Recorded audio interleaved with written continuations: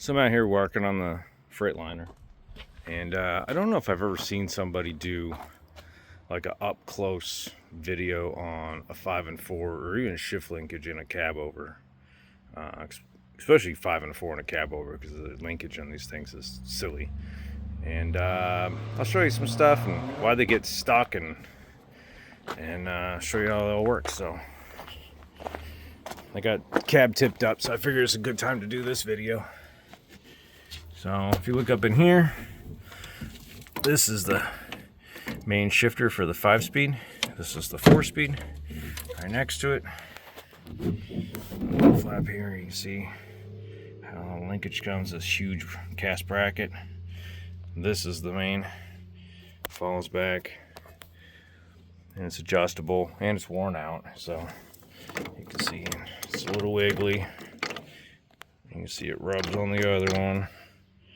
Here's the main, moves in and out this way for forward and back, and then it twists for side to side if you're selecting 1, 2, or then 3, 4, or then 5's way over there. I'm not gonna be able to show you that, but it's got a lot of spring pressure.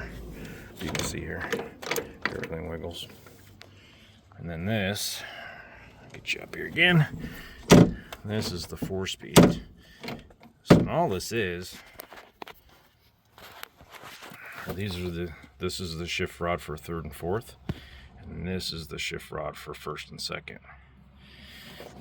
And this little pin right here locks in right there and slides these back and forth. I can show you a little bit, but like that. So when you go over here, that's the 1st and 2nd that slides back and forth. Here's 3rd and 4th.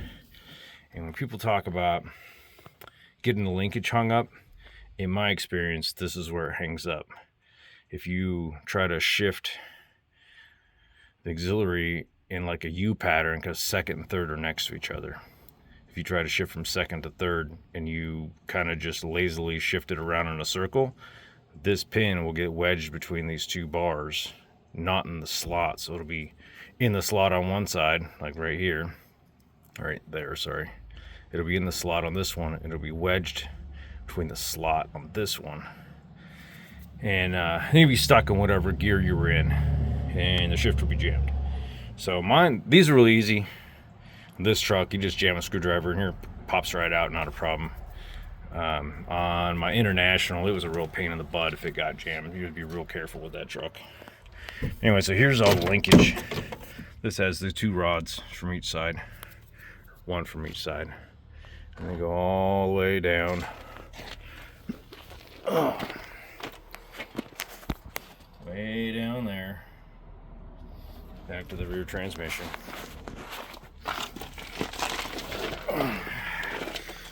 This poor little 8000 back here. It's a tiny little short drive line. If you had a Mac, or I know some other companies made some, they actually made this in one unit. So it's called a married 4 and a 4, or married 4 and a 3, I don't know. And Mac would be a quadruplex, triplex, stuff like that. Those are all one piece. But these, and this is not that version. You can see they just go into the top of the transmission right up here and slide back and forth to shift your shift forks this way, change gears. And 5 and a 3 and a 5 and a 4 both have 2 rods, so you can't just go by how many rods it has to how many gears are in it. And then there's some, which I find this really funny. Used to have an International, and it had a 704 one, and the rods were on the side, passenger side right here, both of them. And the shifter was next to your leg in the driver's seat. So the rods would go all the way down, cross over the main transmission. The shifter was bolted to the driver's side of the main, a little tiny stubby shifter sticking up underneath the steering wheel. It is the longest, craziest looking thing underneath of a truck. It's really silly. But they just didn't find a transmission like an 8000 or something like this that had a top outlet instead of the 7000. But it worked.